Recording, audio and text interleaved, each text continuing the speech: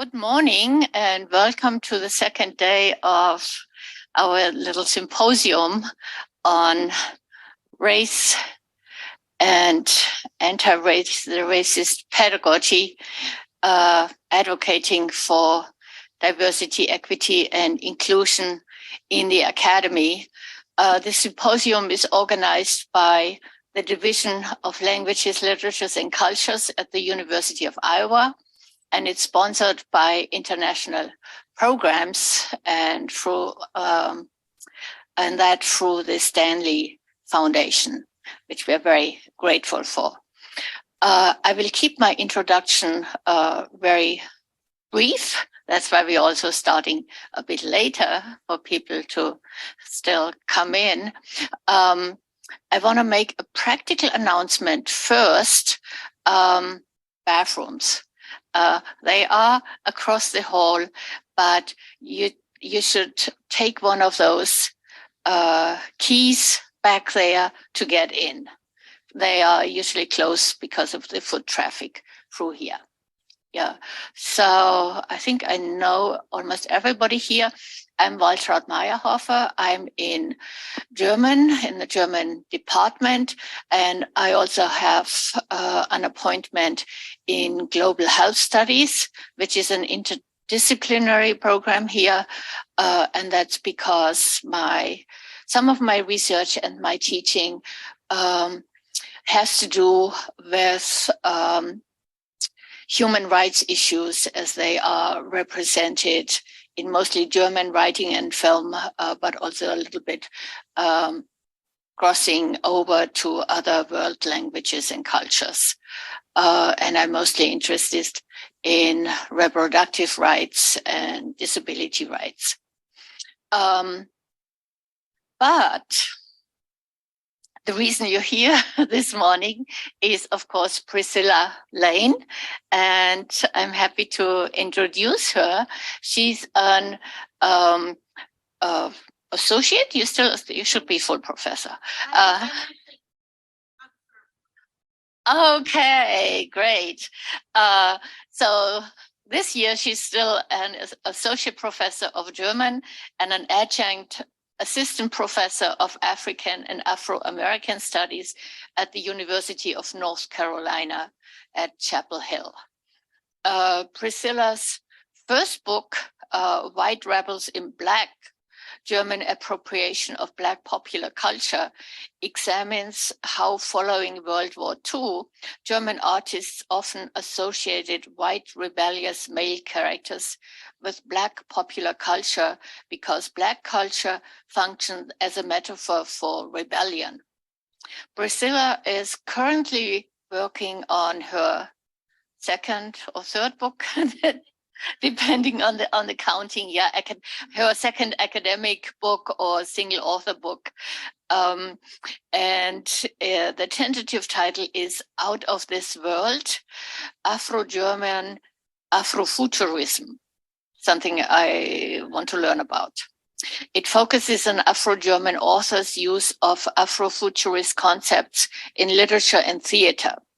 In addition to this project, some of her broader themes that she's interested in are German national identity, conceptions of race and self/other in Germany, cross-racial empathy, post-colonialism, and rebellion.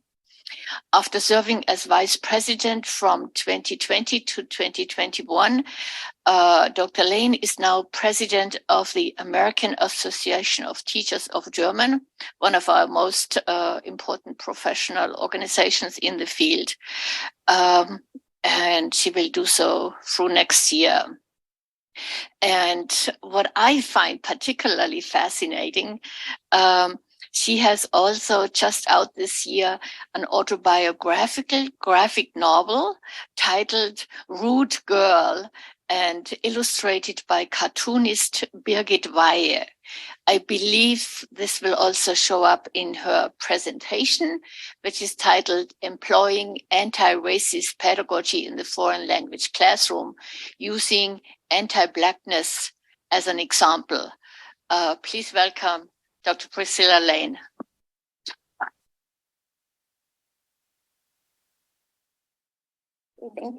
I'll use this. Thank you so much for the introduction, and thanks everybody for being here so early on a Friday morning. I'm happy to be here visiting Iowa for the first time.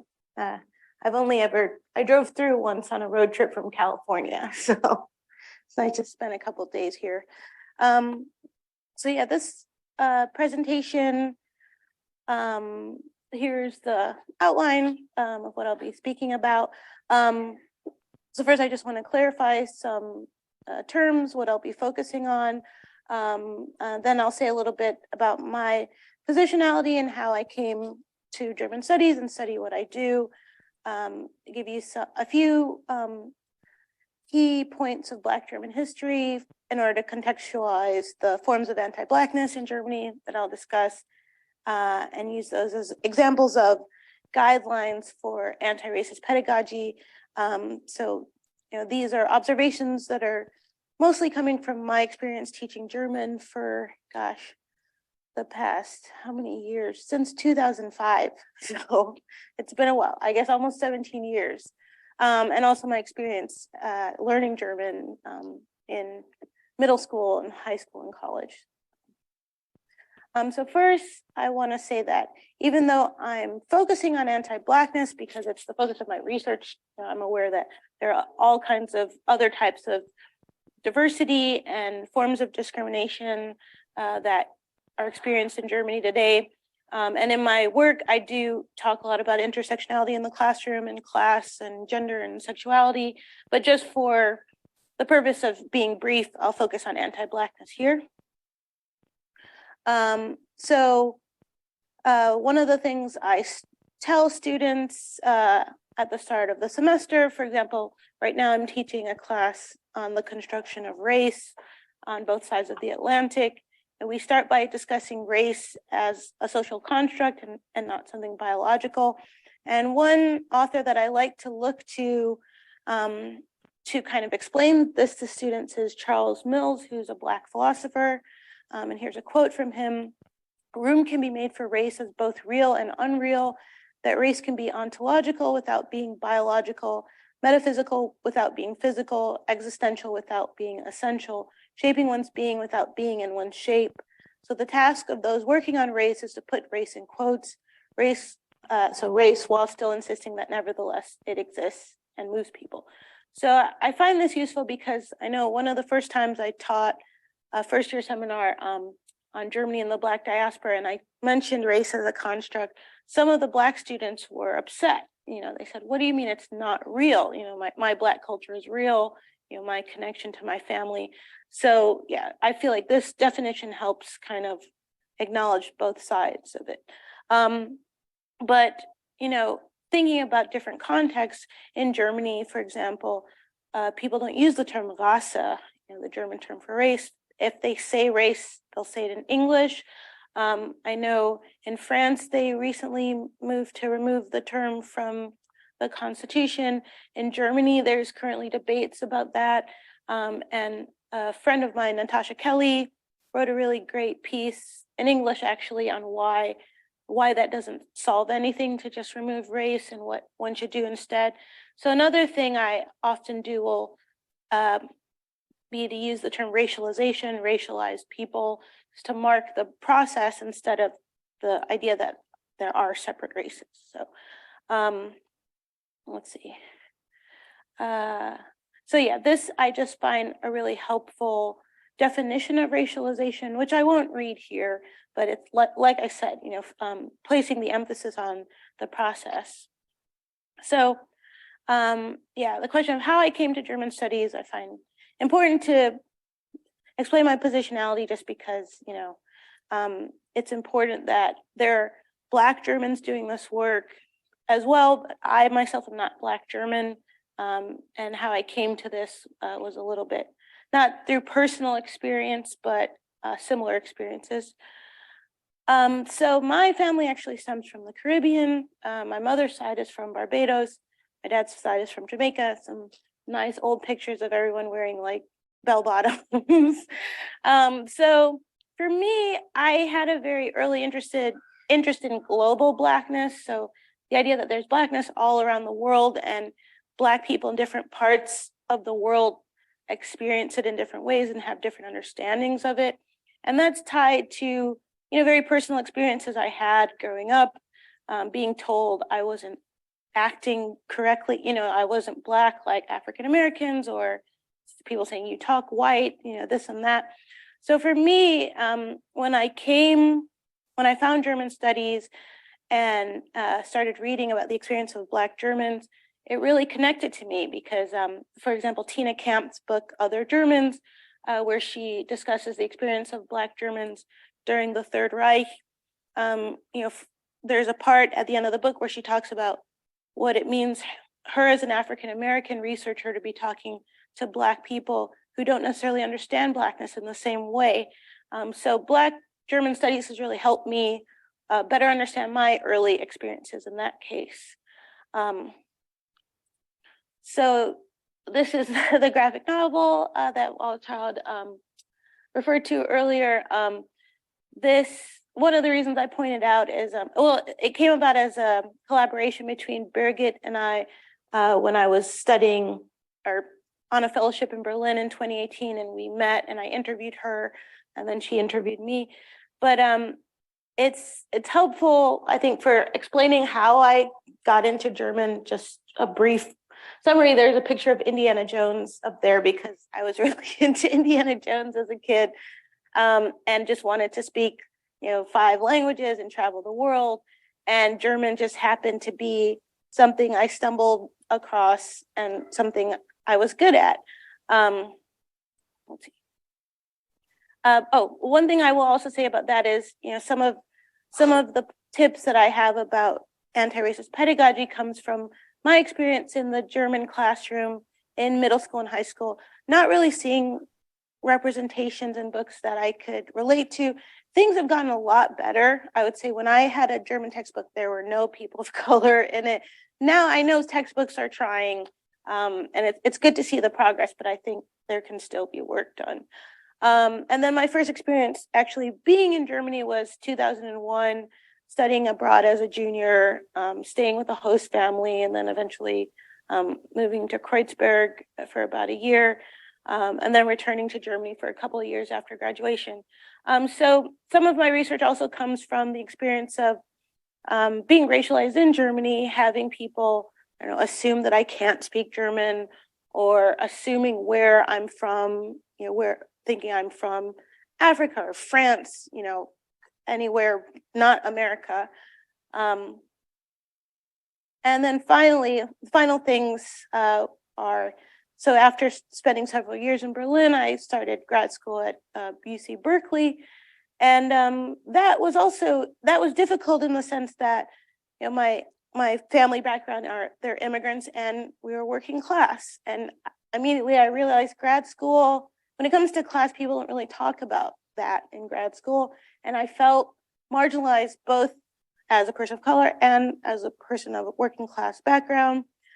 So again, I finally felt I found a place when I came across, specifically Maya Yim's poem, Deutschland im Herbst, Germany in Autumn, because finally I found a German text that was speaking to an experience I could relate to. So I will keep this short, just go over a few points when it comes to Black German history, what I highlight with my students to give them like an idea of the scope of the history. Most students don't even realize that there are Black people in Germany, let alone that you can look back to the Middle Ages to find evidence of Black people there. So on the one hand, I discuss Black people being in Germany before the colonial period. So here are just a few examples, like the Holy Mauritius. There's a statue of him on a church in Magdeburg, and then this sketch that Albert Dürer did, and then there's Anton Wilhelm Amo, who studied philosophy in the 18th century. He was brought to Germany, who was enslaved, brought to Germany as a child, and given to the von Wolfsbüttel family as a present. and then later on was allowed to study philosophy, and then sadly, decided, to what extent he decided to go back to Ghana or was forced to. He had a hard time with racism and people making accusations about him and his sexual life. So basically, anti-Blackness forced him to leave Germany. So yeah, I always point out Germany's colonial history because it's not a history students tend to be familiar with. They tend to think of France or Belgium as being, or England as being colonial powers and not Germany. So here's a helpful map of the different colonies in Africa, and then there are also some colonies in Asia and the South Pacific. So Germany lost its colonies after World War I, which is part of the reason why, at least historically, there hasn't been as much of a discussion about post-colonialism, but that's definitely changing now. Decolonization is a really important topic, especially among Black Germans. So when it comes to the Black community in Germany, among historians and activists, people differentiate between the first movement and the second movement. The first movement would be Black people, primarily from former German colonies or then German colonies, moving to Germany to study and to apprentice.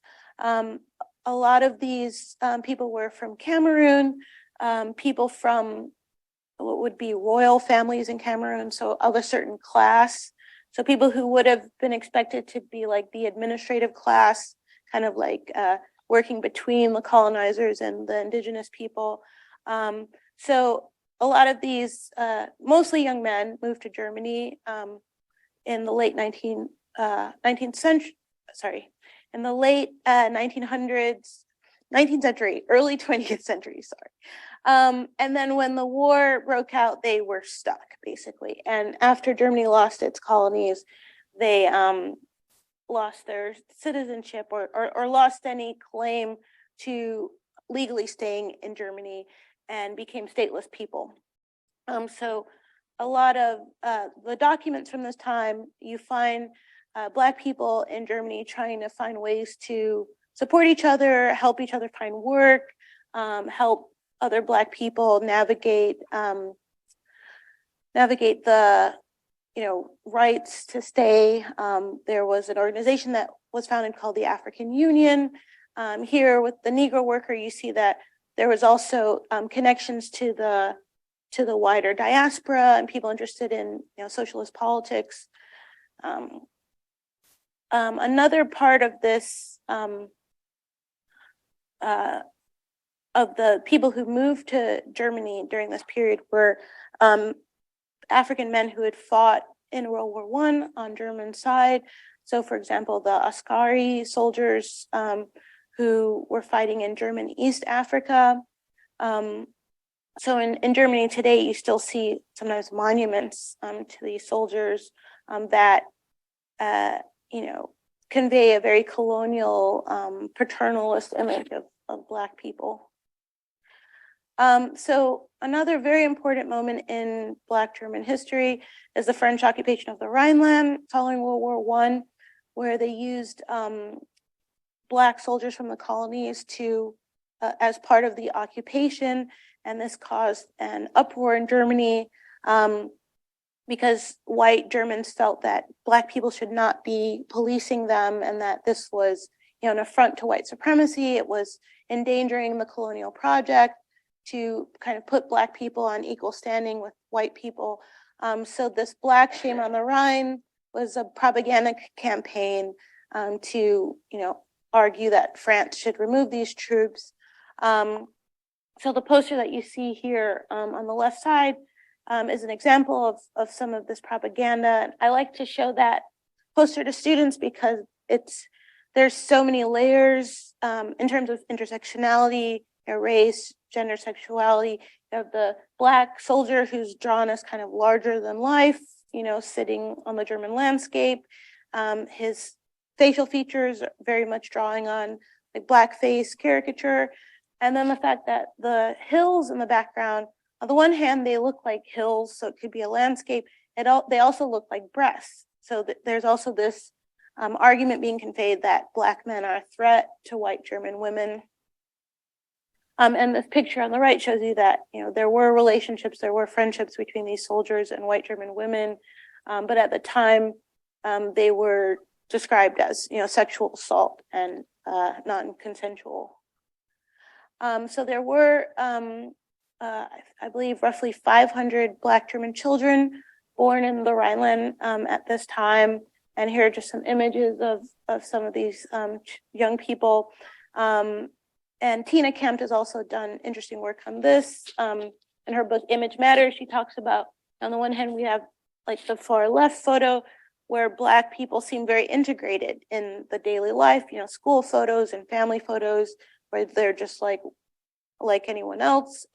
But we also know that, individuals suffered from discrimination, but it was often based on the local, so where they were located, to what extent they were marginalized. And the image in the middle, this is taken from a report that was arguing that the Black children were somehow larger than white German children.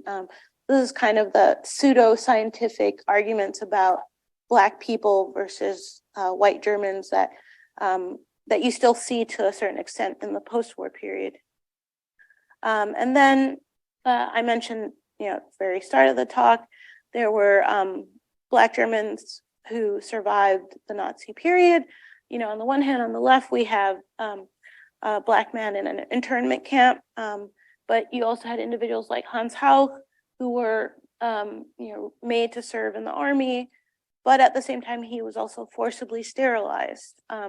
So the experience of Black Germans during World War II is very complicated because, as I mentioned, based on their local setting, their experience could be wildly different. They could have been in a labor camp, sent to an internment camp. Some acted in propaganda films. So I like to take those on a case-by-case basis with students. And then luckily we do know some of what Black people during Nazi Germany experienced, thanks to memoirs written by several of these Black Germans. Fazia Janssen is one of the people that Tina Kempt interviews in her book. I was lucky enough to interview Marie Nayar a few years ago in Hamburg. And then I'm getting towards the end of this history. So the Second World War is, of course, also important because there we had, this time, African-American soldiers part of the occupation, and due to their relationships with white German women, roughly 5,000 Black German children were born. And although you don't see the exact same racist language used for this generation that was used during the Black shame period, there are some similar arguments made that, Black children in Germany just can't thrive, that the climate is foreign to them, that they would be happier in the US in a country with a larger Black population. And this image on the right, Toxie, is a film from 1952 that kind of grapples with this question of Black Germans finding a home in Germany. And at the end of the film, her American dad shows up and whisks her away. So the argument that film scholar Angelica Fenner makes is that Black Germans are shown to not have a place in the German community. And then finally, the second Black German movement starts in the 1980s with Black German women, many of them queer, who are active in the feminist movement, and within the feminist movement, asking questions about race and getting pushback from white German feminists who don't feel like that's important. And the Black German women wanted a more intersectional discussion about feminism, and so they found Audre Lorde's work. Audre Lorde, spent some time in Berlin, teaching in '84, and then kept returning. And from this relationship and collaboration, we have this second wave with Black German organizations founded and Black German media and books like Farbe bekennen, Showing Our Colors, printing testimony. So now I get to some of the questions that I ask that teachers or instructors of a foreign language ask themselves when they want to try to make their syllabi more diverse or their lessons more diverse, to think about what racialized groups live in the target country, how did they settle there? So, with the example of Black German history, we see sometimes it's as a result of war, conflict, colonialism. There could be, indigenous groups who are racialized. Do they face racist violence? Do they face violence from police? How are they represented in the media? So these are just a few kind of questions that can help give you a starting point. And I'll share this PowerPoint later online so that, I know I can't read through all of them, but you can read it later. So yeah, these are some examples of different kinds of migration that might result in there being racialized groups in your target country. So people who not only came from the colonies, but came looking for educational and work opportunities, forced migration, economic migration, questions like, what does it mean to be integrated in the target country? And then finally, national identity, which is a big part of the work that I do in my research. So, how is the national identity constructed? What does it mean to belong to the nation? Germans, for example, often see themselves as having now Judeo-Christian roots. And so people who are Muslim in Germany are often seen as not belonging to the majority or mainstream society. So depending on the target country, religion might be more important for defining who belongs to the nation, but it could be language. So here I'd like to talk about some examples of anti-Blackness in present-day Germany as kind of a stepping stone to get to how I deal with the problem of anti-Black racism and other forms of discrimination in the classroom. So when it comes to Germany, the colonial traces are important. So here we have different examples of ways in which aspects of colonialism will appear in the present day. So a lot having to do with food, which is very typical. So desserts with racist names, but also monuments. And there's been a lot of work by Black German artists, to talk about, how we should deal with things like monuments in the city. Simone de Aivi is a performance artist that I write about in my Afrofuturism book. She's done a lot on monuments. And then activists also, will write companies and say that, they should change the name of a product. Another example is to what extent racist language is normalized or existent in the target country. So in Germany, there are typically two words historically that have been used as derogative words for Black people, and I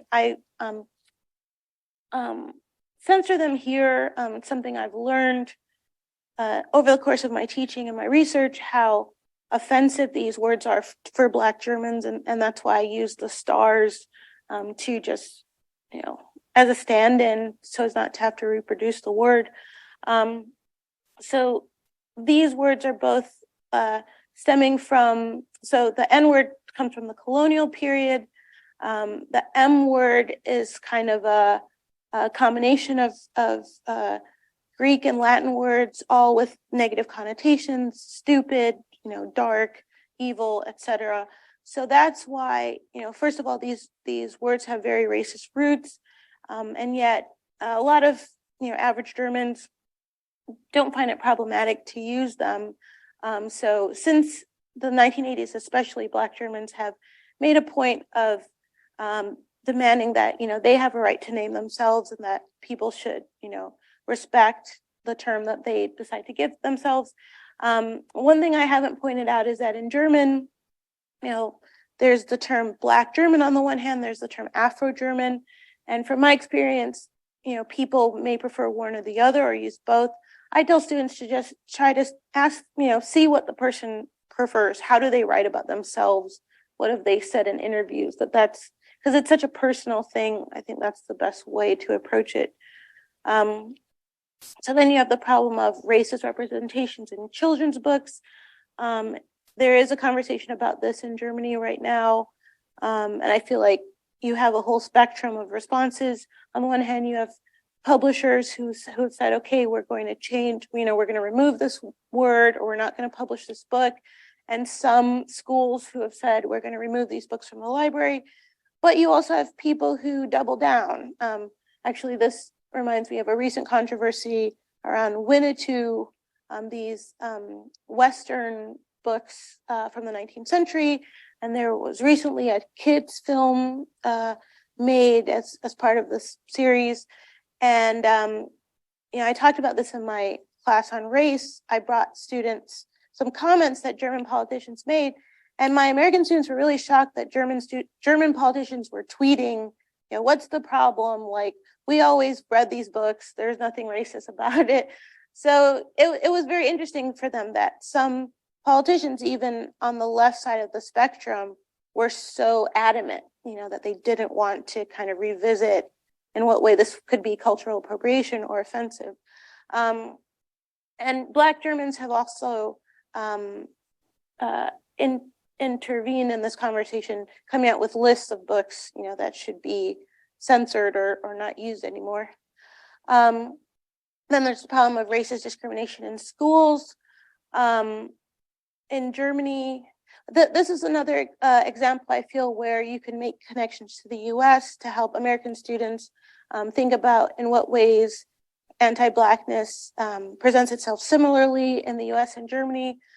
So the problem of, having a lot of teachers who are white and don't, racialize the students, discriminate the students, have implicit bias, make certain assumptions about students.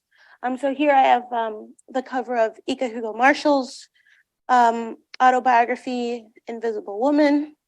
And she talks about, being in school and doing well in school and being told she was cheating, or, still not being able to pursue a certain degree because the teachers decided like she wasn't right for that profession. So in my experience, I find that the German school system, teachers still seem to have a lot of power about who gets to, what secondary school you go on to, a judgment that's made pretty early, I think in 4th grade. So that's, I think, depending on the way the school system is, teachers have more or less power to kind of determine what kind of experience the children are going to have. So that's something I like to point out to students as well. And then there's the problem of structural discrimination. So Germany has an anti-discrimination agency, but only since 2006. So one thing I point out to students is that their anti-discrimination law came much later, decades later than, say, the Civil Rights Act in the US.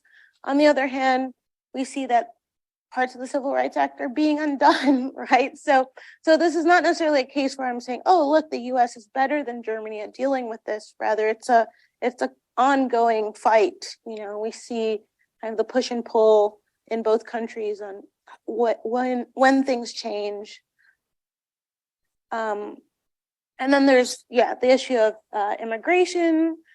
So, the fact that some immigrants, migrants might be treated better, differently than others.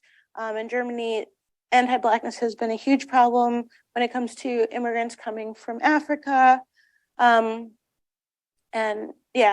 deportations and bad treatment in housing. And then there's the problem of violence. Here in Germany, there was such a strong response to what happened to George Floyd that's also a connection I'm able to make. For example, there's a book that came out a couple of years ago in Switzerland by a Black Swiss author who said that she came to this racial reckoning after George Floyd and seeing the protests in the streets and thinking about her own Black Swiss identity and to what extent she felt she had room to talk about that growing up. So it is really interesting to see, especially in our global age, where people around the world are able to follow what's going on in the U.S. on social media, how things that happen here can influence activism abroad and making structural change abroad too. And here are a couple of German organizations that are fighting against violence and police brutality. And the second to last example I have of anti-Blackness is the ways in which conversations of race and sexuality and gender intersect. So we saw this with the Black shame on the Rhine. Here we have the modern example of the threatening Black man is here we have some newspaper and magazine articles that were published. This was a few years ago when on New Year's Eve, some women in Cologne were assaulted by men. And in the discourse, the men were described as North African, and in the press they were racialized as Black. And so you had these images of white women kind of with Black hands everywhere, really emphasizing this threat of the Black man in German society. And Damani Partridge writes about not only about the hypersexualization of Black men in his book Hypersexuality and Headscarves. And then the final example of anti-Blackness in Germany is this example of blackface still being an accepted practice in some places. The top photo is from a theater performance in 2012. So I have actually also experienced going to a play in Germany. I saw The Marriage of Maria Brown, so the Fassbinder film, they were putting it on as a play, and I knew that one of the characters is a Black American soldier, so I thought, oh, well, how are they going to deal with this? And it was a white actor in blackface, and this was maybe 2000, and it was definitely 2008 or something. It wasn't that long ago. I was surprised that this was so accepted, but Black German activists have also been very adamant about speaking out at this practice and criticizing it. So the final thing I want to get to in my presentation are some guidelines I've developed about how to integrate an anti-racist pedagogy in your teaching.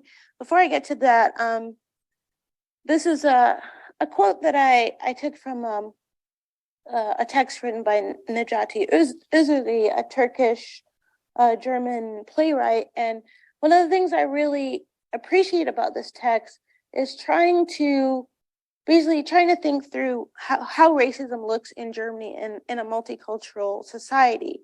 So here, Özürli is basically saying, like, look, I'm Turkish German. I get racialized, as Turkish.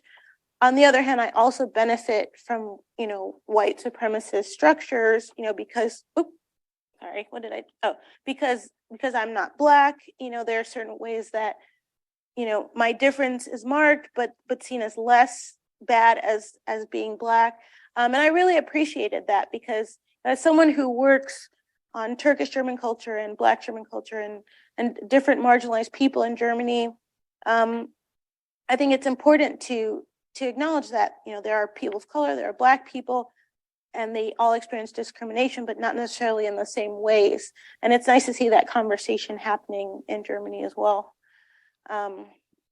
Let's see. So an essay that I find really inspiring for thinking about anti-racist pedagogy in the classroom is this one by Kyoko Kishimoto, who states that anti-racist pedagogy means teaching about race and racism in a way that fosters critical analytical skills, which reveal the power relations behind racism, and in this case, how race has been institutionalized in the US society to create and justify inequalities. So depending on whether you're teaching about Germany or France, the context will be different, but I think we notice a lot of similarities across countries. So hold on. So yeah, these are just ideas of how one could, be attuned to the problem of race and racialization in the classroom. Like sometimes I'll hear from instructors, oh, well, I teach the medieval period, so this doesn't apply to me, or I'm teaching biology, or I'm teaching chemistry. Like there's no place for race in this. But Kishimoto basically, brings up questions that I think could apply to any discipline that you're teaching, so not only thinking about what kinds of texts are used in the discipline, but what are the boundaries of the discipline? Who are the scholars in the discipline? To what extent is the problem of race or racialization also on a professional level? So these are just some examples, I think, of ways that one can teach more lessons that allow you to address race and racialization. So, teaching about not just colonialism, but neocolonialism and different types of slavery, forced migration, labor migration, discussing how, to what extent the term race is used in the target language, and if it's not, why not? Yeah, and using more BIPOC artists, bringing up activists, which social media can be really useful for nowadays. Here, I'm gonna skip over that. Okay, so I can get to my guidelines for using anti-racist pedagogy in the classroom that I've just written based on my experience of teaching German. So one, I would say paying attention to language, and this could just mean, a term that might seem banal, something like diaspora or, or identity, like these terms that can have many different meanings and can be understood differently depending on the context or the language. And some of the examples I use are from the textbook Impuls Deutsch 2, because I helped them write content based on Black German texts. So I find a lot of their examples are really useful. So here they're asking students to think about different racialized groups and to what extent are they considered a diaspora? What does diaspora mean, etc. Then when it comes to language, as I mentioned, naming and identity. So, in German, there are so many different terms that you can use for racialized groups, right? Whether Turkish Deutsch or Deutsch Türke or, Afro-Deutsch, Schwarze Deutsche. So again, I encourage students to, make their choices based on what text we're working with or what author, how they identify. And then also paying attention to terms that might become outdated. So recently, we were talking about refugees in my German classroom, and I encourage the students to use Geflüchtete, which Germans have been using now to focus on the act of migrating and not looking at a person as being like eternally a refugee. And for me, that's similar to the way that we've moved from saying slave to enslaved woman, enslaved man. So just trying to keep track of the ways in which the language is changing. So yeah, these are just some other general questions you can ask yourself about the languages spoken by racialized people in your target country. And then the question of censorship. So this is something I would say in the past I didn't necessarily censor texts. But nowadays I do, to be on the safe side. So, and sometimes it's text by white authors that are older texts. Sometimes it's either, I'm more on the fence when it's a text by a Black author, because there are examples of Black German poets and authors who will use a derogatory term to make a point. So I think you could either censor it to be on the safe side, or leave it and have students talk about what does it mean for a racialized person to use this term, and what are they trying to achieve with it. Recently, some of the TAs at my university came up with what I thought was a really good trigger warning to share with students. This is another conversation that I feel like, started a few years ago and is still evolving. So I'm sure for those of you who German, you've seen the Schwarzfahrer. I don't know why there's, okay. So this short film Schwarzfahrer about a Black man experiencing racism on a streetcar in Berlin. It's very popular to show to students to talk about racism because it's got a punchline at the end. But there was a student recently at UNC, a Black student who, came to class, they showed the film, and they felt very kind of overwhelmed that they didn't have a warning beforehand that this was going to happen. So I thought this was a very good text to use, kind of just letting students know, this is what we're going to be watching. It might make you feel uncomfortable. You can watch it on your own, or you can, if you want to see me after class and discuss it. I've been trying to use trigger warnings more often, but I'll admit, even I forget sometimes, if it's a text, I've had texts that, I've read the text 3 or 4 times and I forget there's a suicide in the text. It's crazy, and then I'm standing there with the students. I didn't warn them about this. So I understand, we all forget things, we all make mistakes, but I think the most, when you can warn students ahead of time, I think they appreciate it. So my second tip would be, to use text by racialized authors or artists as much as possible. So in German, when it comes to, say, the topic of guest workers or Turkish German migration, in my experience, instructors would often reach for the classical canonical text, and it's a text by a white artist, not necessarily the text by the Turkish German artist. So I think in this example, so I have 2 films juxtaposed: Die Fremde, which is by a white Austrian director, and then Gegen die Wand, which is by a Turkish German director.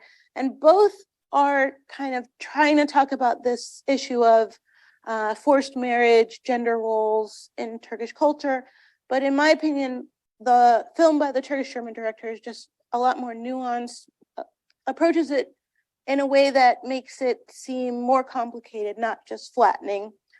So that's why I think it's always better to go with the text where the racialized group is speaking for themselves. On a further note related to that, don't only focus on victimization, right? So look for stories of empowerment, hope, and humor, so that students don't get the sense that being a minority, being a racialized person is this tragic experience, that there's no joy or hope. So the fourth point that I make is to treat the text as an aesthetic text, but one, in a socio-political context. So in my experience, sometimes instructors will want to say, take the Black German poem and not talk about, the context that it's written in, or on the other hand, only talk about the politics and not acknowledge this is an aesthetic text with a rhyme scheme and etc. But I think it's best to, in order to do justice to the text, you want to attend to both sides. My fifth point, not to marginalize text by racialized authors. So for me, I do have, 1 or 2 classes, say called Multicultural Germany or Germany in the Black Diaspora. But generally, regardless of what text I'm teaching, I always ask myself, do I have, women on the syllabus? Do I have people of color? So for example, when I teach my Berlin course, I have 2 or 3 texts by people of color on there. My history of the German, or my intro to German literature. So I think there are a lot of ways that you can build in text by racialized artists. And point 6, to embrace all kinds of media, not to, shy away from, say, film or music. To give you an example, one of the more recent texts that I've taught is a play by Emine Sevgi Özdemir called Parakizi. And so this is a like a 3rd-year German course that I'm teaching in German. So for, intermediate or advanced German speakers. Oh, 1 second. And we start every lesson with a song. So as students file in, they can listen to a song. So I started the lesson with this song, Quoten Türke, by a Turkish-German rapper, because I feel he addresses a lot of the issues that talked about in the play, but just in a different way. And it allowed students to make a connection between the play that's very there's a lot of ambiguous, metaphorical language, and then the very concrete arguments that he's making here.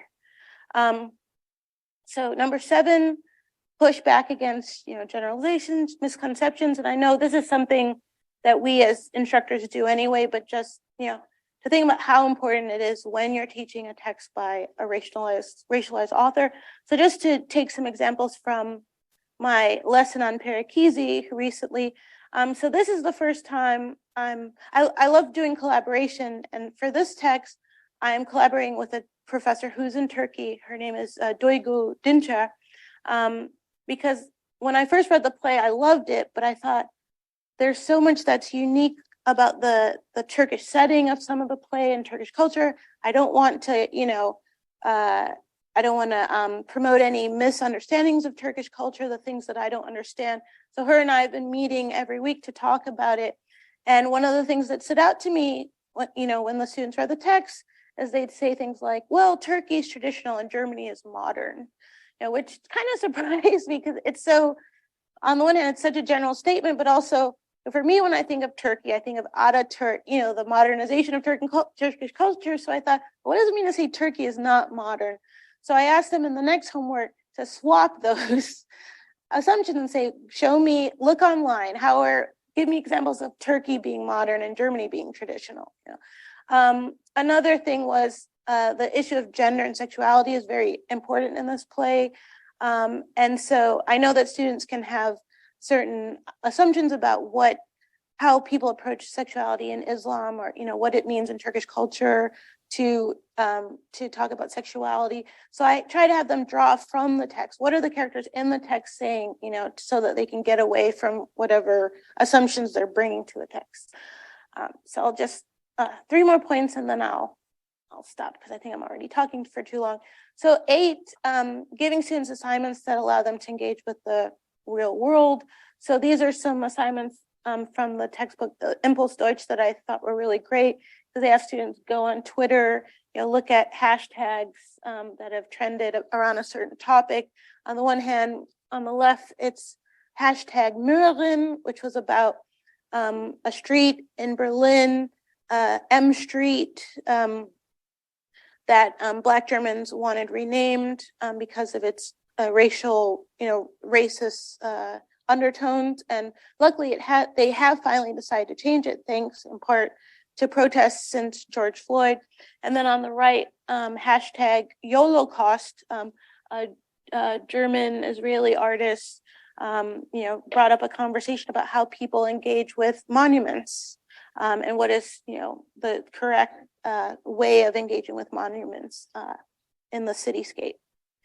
And here's another example. So say if I teach about protests and responses to George Floyd, I might give students some slogans on protest signs and have them talk about what that means and why, Germans might use English in some cases. Number 9 is just to present diversity in unremarkable, ordinary ways.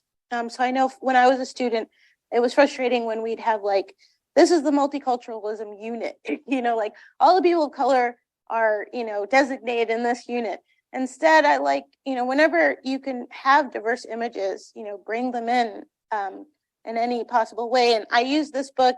I bought this book for my older son because I just really think it's a great example of this. So the beginning of the book starts by saying, a long time ago, families were always depicted as this, so you have mother, father, sister, brother, and the pets. And the whole book is just about different constellations of families. You've got disability addressed, single parents, adopted, kids, raised by their grandparents, kids whose family can go on vacation and the ones who can't. So for me, just class, sexuality, everything comes up in this book, and in such an unremarkable way, because it's a children's book. It's not ideology or anything like that. I think anytime you can find examples like that is great. And finally, acknowledging counter histories. So in the context of German, there are certain historical moments that are really important to talk about, like say German reunification. And we have like our kind of standard narrative of what happened and what that means. But asking yourself, are there texts by racialized people who address this from a different angle? Are there stories about this experience that we haven't heard, voices that are silenced? So I think I will stop there because I've been talking way longer than I wanted to. I do have some examples of some Black German poetry that I was going to show you, but I can stop for questions, just in case, because I want to leave that. So, all right, thank you.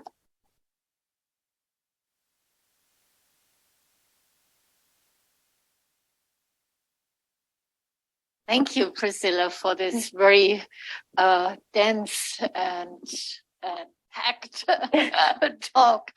I certainly learned a lot, and wish my own education in German would have included more of that. So let's move to questions. I believe. Should I exit? Have because of Zoom.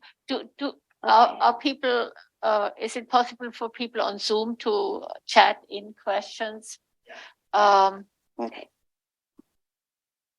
Please go ahead.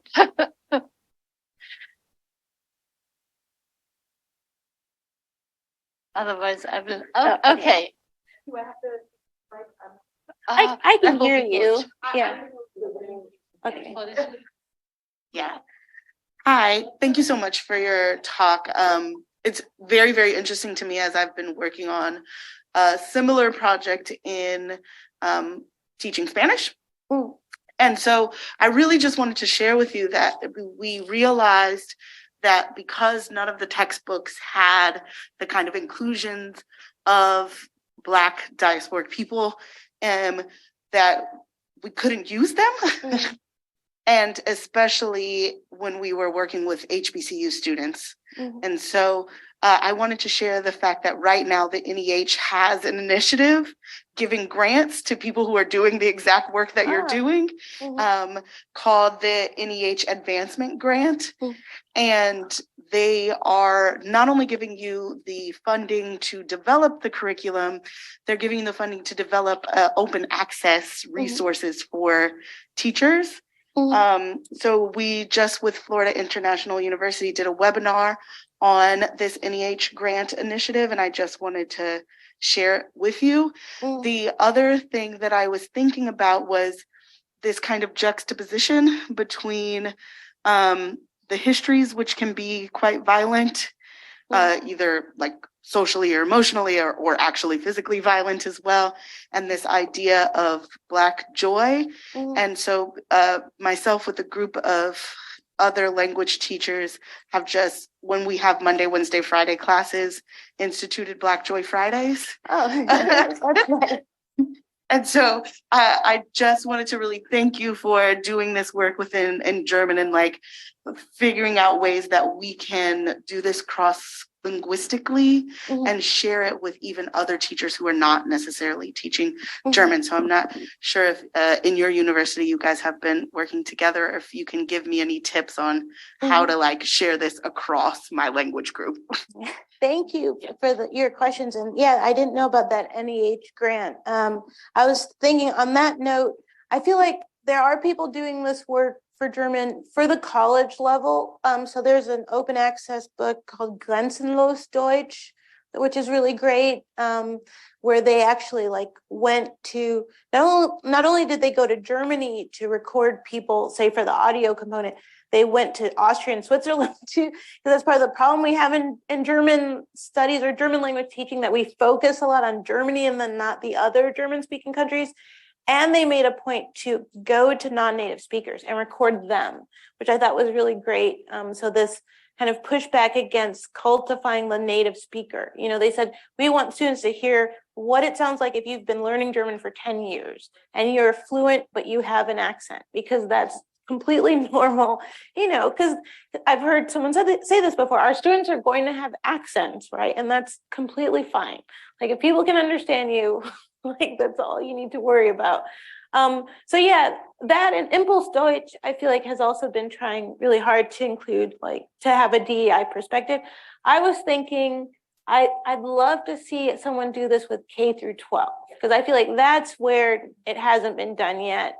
And so being president of ATG, it's something I'm thinking more and more about, because I'm talking more with teachers in K through 12, and a teacher reached out to me recently from Florida, because teachers in those states where there are all these new laws about content, they're really worried, and they, can I talk about this or that?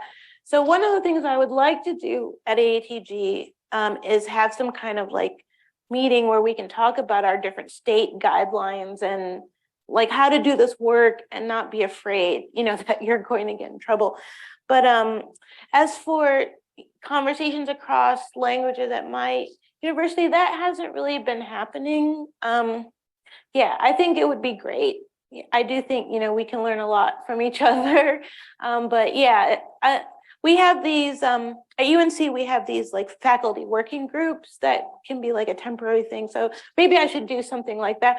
Although I have to admit, I tried to do that just around the question of Blackness. And so Italy spent, because we have a Romance languages department, and that I couldn't get people on board with that. So I don't know. I think maybe we need to work harder at reaching across the aisle and having conversations with each other.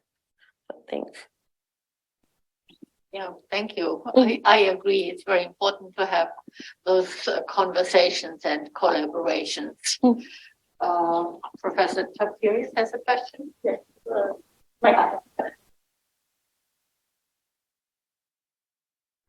Thank you, Priscilla. I learned so much from your talk, especially as someone who focuses on France, to see some of those similarities and differences. I had a question about if, in your experience, students tend to employ U.S. frameworks of anti-racism or anti-racism movements, comparing it to Black Lives Matter. And certainly, right, there are some things get imported from the U.S., but if they tend to see things as behind or ahead or, in those ways, and if there's a difference between the ways that white students and Black students apply those, their own frameworks to that, and then how you manage that.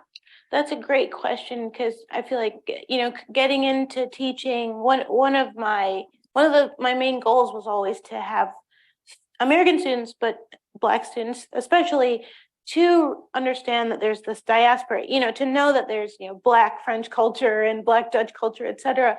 I feel like it's been changing. I feel like it's been getting better. Maybe I've been getting better at teaching. I don't know.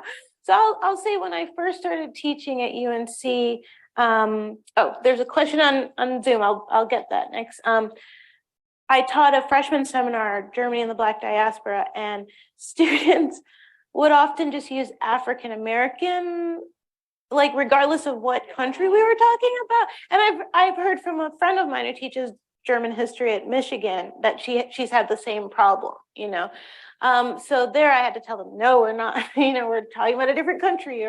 And then I remember teaching that same class once, and yeah, students reading, when they read the testimonies of Black Germans during the Nazi period, they could sometimes have a hard time. So like Hans-Jürgen Massaquoi, he has a autobiography, Destined to Witness, about growing up in Nazi Germany. And he talks about like wanting the Hitler action figure, when he was a kid, or wanting a swastika patch on his sweater. And students will say, oh, is he self-hating, or like what? Or they'll write, he has no identity or something. And I'm like, no, or you're right. So I just try to stress to them, like, again, like, what does it mean to be a Black person in a white majority society with no Black role models, where no one is talking about what it means to be Black, and you're just growing up with the same ideology, or what does it mean? Or, I also want to get them away from this idea that, Black people who aren't connected to a diaspora community have no identity, and then suddenly at 25 you have an identity, right?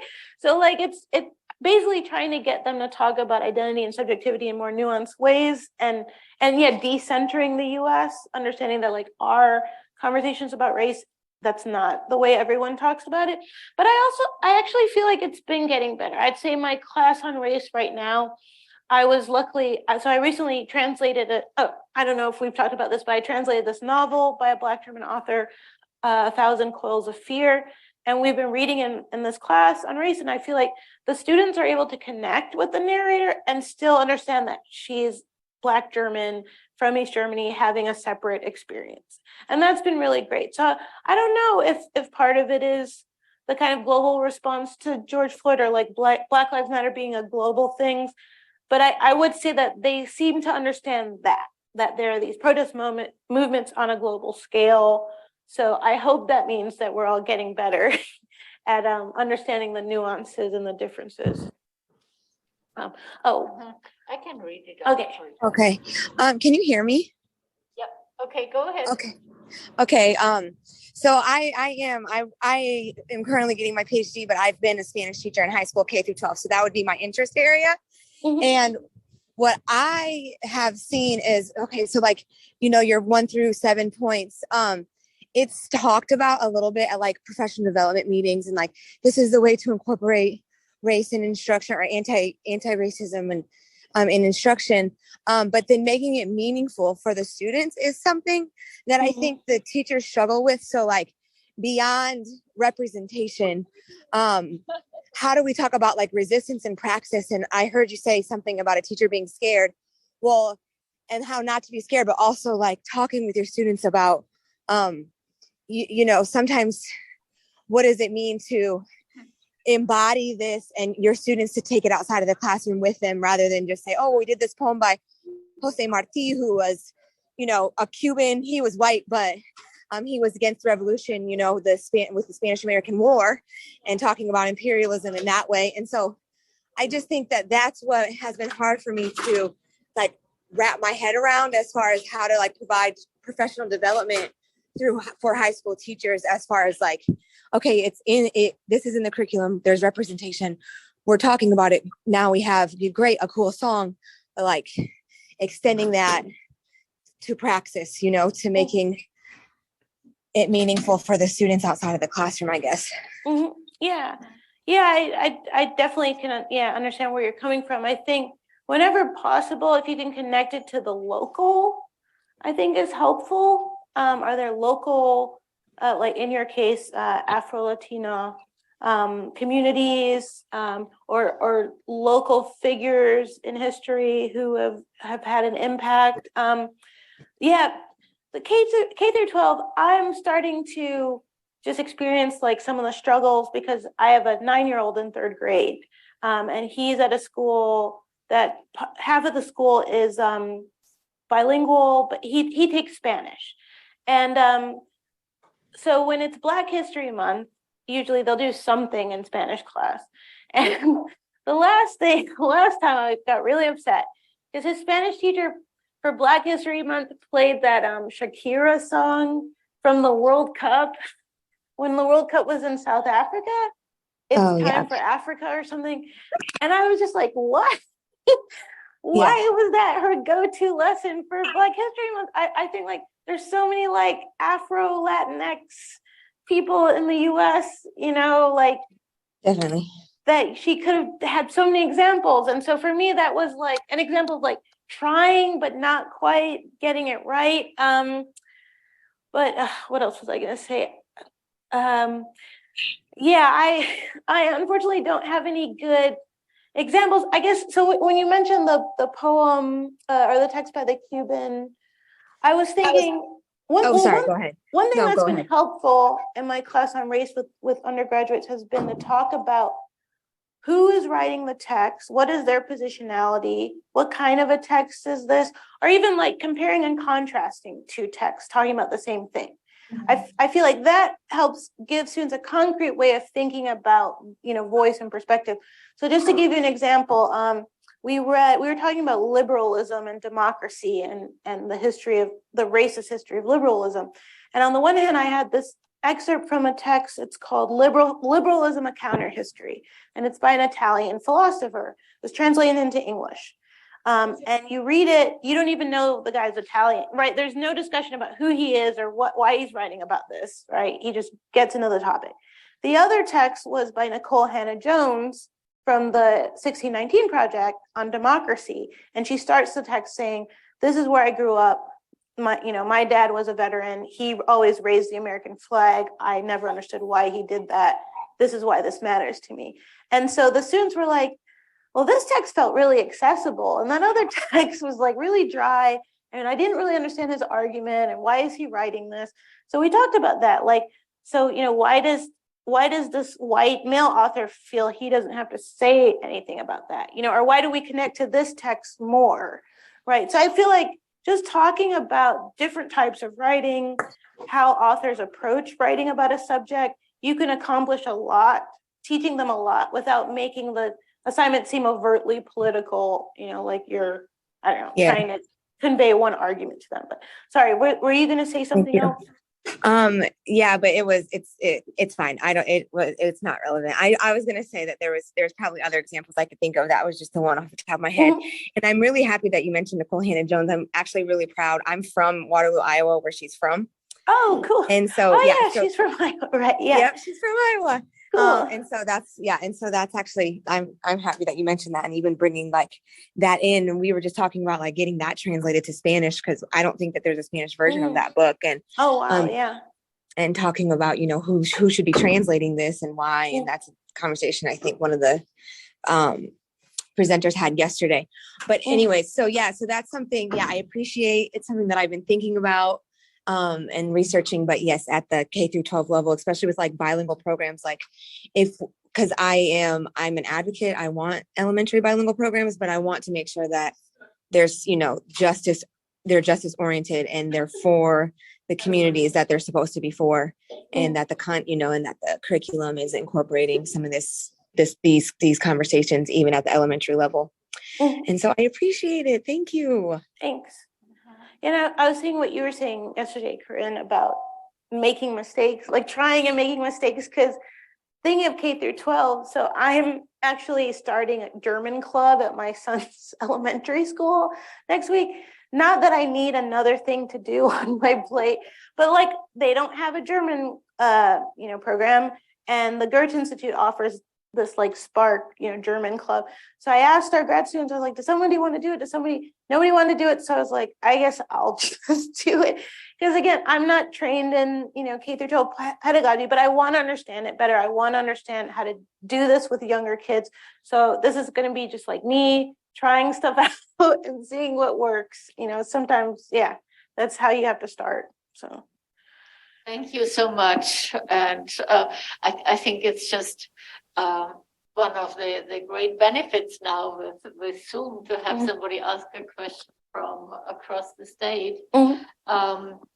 I have been told it's okay that we went a bit longer, because our next session in the next session, somebody will present a paper for the author, so there probably won't be questions.